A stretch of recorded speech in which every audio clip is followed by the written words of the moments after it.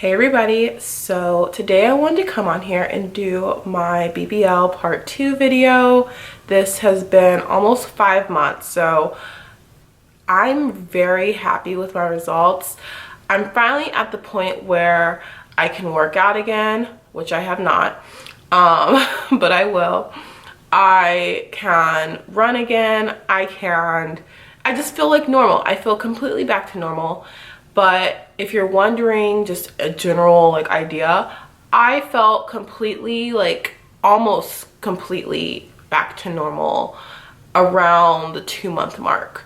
So for me, after 2 months, I felt completely normal. The only issue that I had was that I could not run. I felt super uncomfortable to run.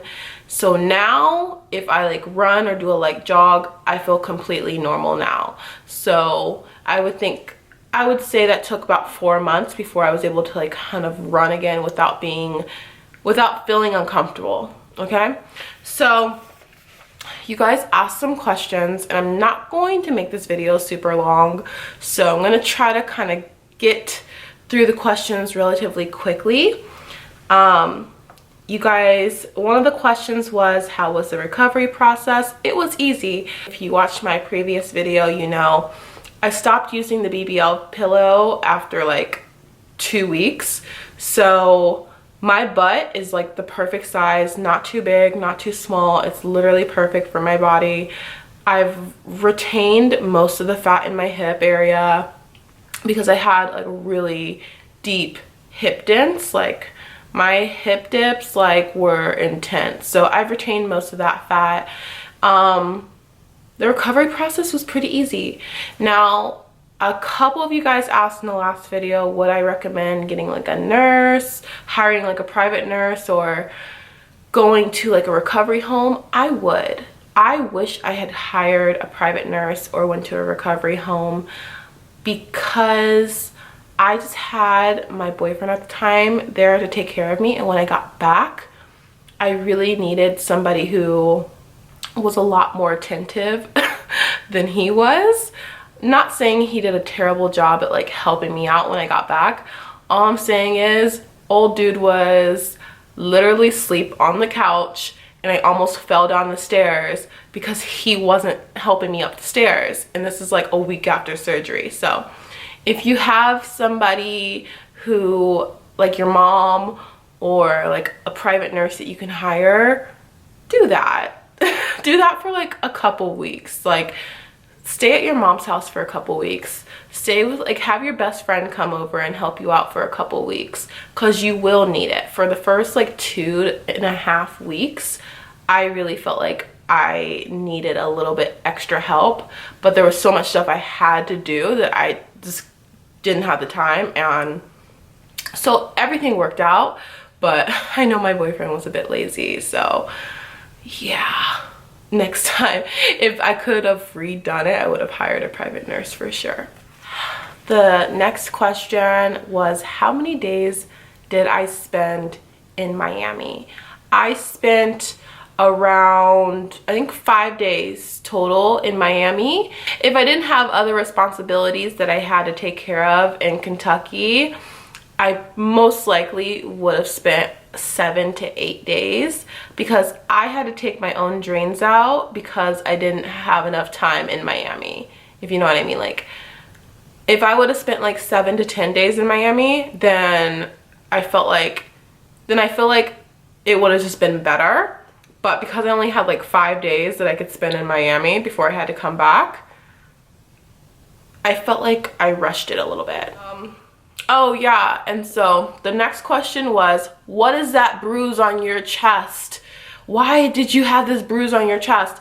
Well, the thing is, what I was made aware of by my doctor was, when you get anesthesia in your body, you bruise easier. So basically, I know the anesthesia was the reason that I had the bruise on my chest, and it was basically because I got he supported one hand on my chest while he was lipoing. So very self-explanatory kind of. So the next couple questions are, what are your current measurements? I don't know, okay? I don't ever measure like my waist to hips to like, I don't have my measurements.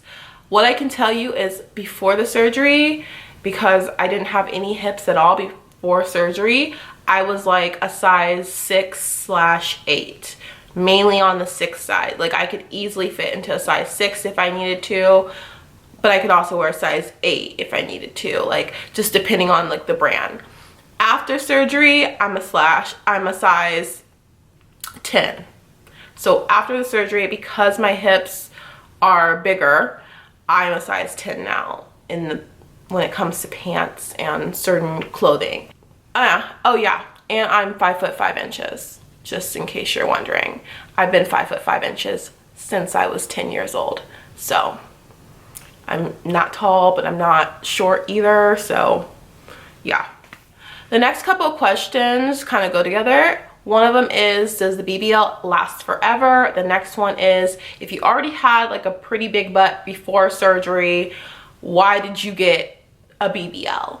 And the main reason that I tell people is because I didn't have hips. So BBL, just because it's called Brazilian butt lift, doesn't mean that you're focusing all the fat in your butt area. I mean, I would think people would understand, like when you're thinking about like your below the waist area, you focus in on your hips and your butt usually. And I already had a pretty nice looking butt, okay? I liked how it looked. I've always been really athletic, had really muscular legs and a really muscular butt. So with that, I think especially when you're more athletic like I was, you do have hip dips and your hips do kind of like curve in like that. And I always wanted just a little bit of hip, okay? Just a little bit. But I knew no matter how much working out I did, which is another thing you guys said, why don't you just work out if you wanted a butt? You can only work out so much. When you're athletic like I was, like I was doing 81 arm push-ups when I was 8 years old, guys. Like, come on now. That's all I can say. I knew that working out wasn't going to give me hips. It was going to like, yeah, you can make your butt a little bit bigger with your working out. You can make your legs bigger, but I already had muscular legs, already had a muscular butt. So I hope you're understanding. The main reason for the BBL was to take the fat from my love handles and put it in my hip area. I told my doctor, focus as much fat as you possibly can in my hip area. And he did. He put as much as he could there. And I love it. I love my results. I am so happy. After the BBL, like upkeep, like how long do you need to wear your corset, stuff like that. I basically don't wear anything. Sometimes I wear a sweat belt. Sometimes I wear a waist trainer. I don't really care, so I don't wear it often. If I wore it more often than I do, then I feel like my waist would be a little bit more snatched. But quite frankly, I just kind of like let my body do whatever it's gonna do right now. Like I'm kind of done wearing the faja. I'm done wearing like the waist trainers. I love waist trainers and I will still wear them and I think they're amazing. And when I do wear my sweat belt like all day long, I notice significant like changes. I notice that I look a little bit better. I do look a little bit skinnier when I wear my sweat belt and like waist trainers for like hours and hours and hours. But overall, I don't find it necessary, so I don't wear it often. But I definitely feel like if I started back on like the whole waist trainer kick, I would probably have like it would probably take about an inch or two off my waist. Now, where my drains were, there are scars. They're not huge and they're really not, they don't bother me, but you can notice them, absolutely. But you're not gonna see them unless you're my man and you're looking at me naked, and I have not had any complaints. But I do actually keloid, guys. So if you guys can see right here, this is a keloid. I started keloiding a few years ago. After I got my breast augmentation, I developed keloids from that. and I totally could have them injected, and eventually I'll have that like scar revision, like keloid revision done. But I did develop a couple of keloids from the BBL surgery. They are so tiny though, and they're almost like this. So they basically look like this. So you guys see that little dot? That's what it looks like on my back. So I also have a couple of birthmarks on my back. So it kind of just blends in with one another, and it never bothers me. But if you are like me and you scar and keloid very easily, then just be aware that the surgery is like any other. You're gonna probably keloid from it, but you can kind of get rid of keloids. You can take care of them. It just depends. Find a good doctor. You can get them injected. There's stuff you can do for that. Just like somebody who gets gastric bypass surgery or something like serious, you know? These surgeries help if you follow a certain upkeep, right? So if you don't eat like a pig, and if you work out every now and then or keep some type of active lifestyle to not like gain a whole bunch of weight back, you should be okay. When the doctor liposuctions certain areas, you're killing those fat cells for almost forever. And I say almost forever because if you were to gain like 100 pounds in the next year, your BBL would be shit and it wouldn't matter anymore because you'd have brand new fat cells. So you just have to pay attention to that, basically, is what I'm saying. I think I eat pretty healthy. I love working out, but I haven't done much of it lately.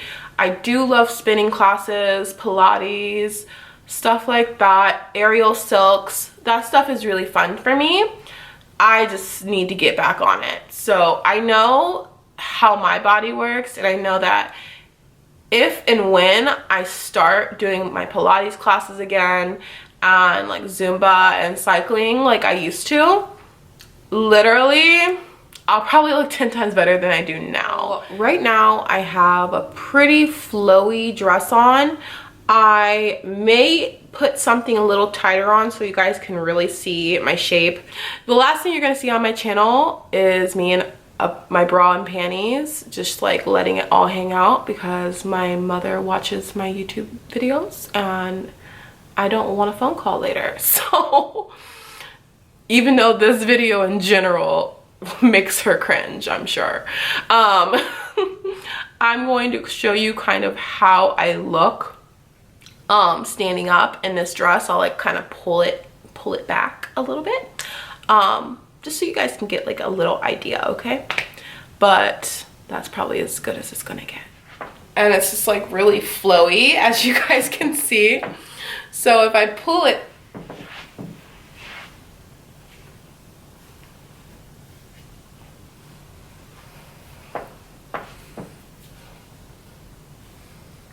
so this is what it looks like when I pull the dress to the side. You guys can kind of see. So you guys can get an idea. This is what I'm doing. Literally just like. So basically underneath all that flowiness, there is a body. There's a body underneath all this flowy dress that I'm wearing. But in general, guys, I don't wear really tight clothing. I don't really have really tight clothing in my closet other than like a few choice dresses. Yeah. However, I feel like maybe I should put a tighter dress on just so you guys can kind of get more of an idea of how I look. So I'm going to go and change really quick and I'll be right back so you guys can see a tighter view.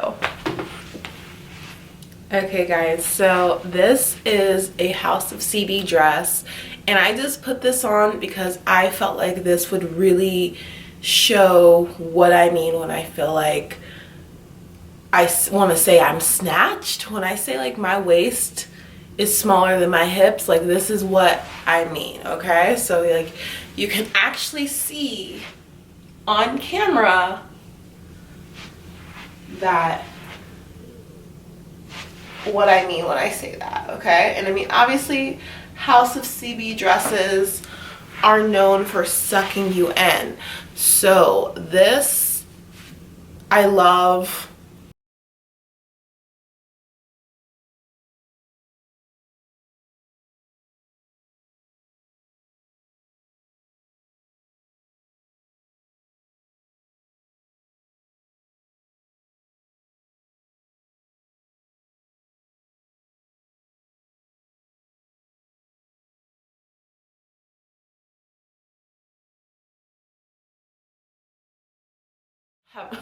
If you have any more questions that you feel like I didn't answer, or questions pertaining to my BBL, or whatever the case may be, ask them in the comments below, because this is going to be the last video I do on my channel about this subject. I just feel like I'm over talking about this. I'm not going to do another video pertaining to this subject anymore on my channel, so ask whatever you need in the comments below and I will answer all of you guys.